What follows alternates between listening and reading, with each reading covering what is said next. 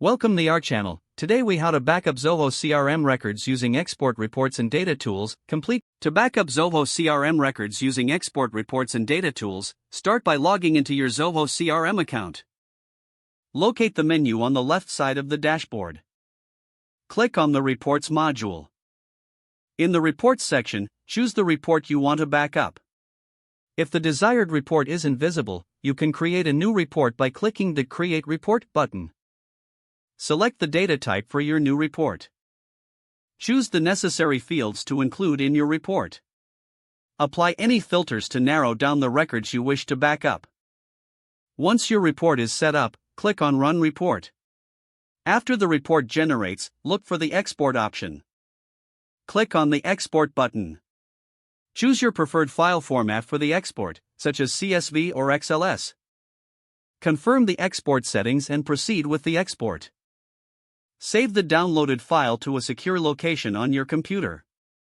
Next, to ensure complete data backup, access the Data Administration section in Zoho CRM.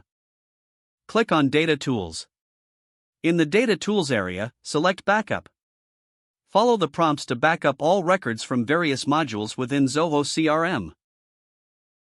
Choose the data types you want to include in your backup. Once you've made your selections, initiate the backup process. Wait for the system to compile your data. Once the backup is complete, you will receive a notification. Download the backup file and store it securely. Make sure to regularly backup your records to avoid data loss. Review your backups periodically to ensure they contain the latest information. By following these steps, you can effectively backup your Zoho CRM records using export reports and data tools.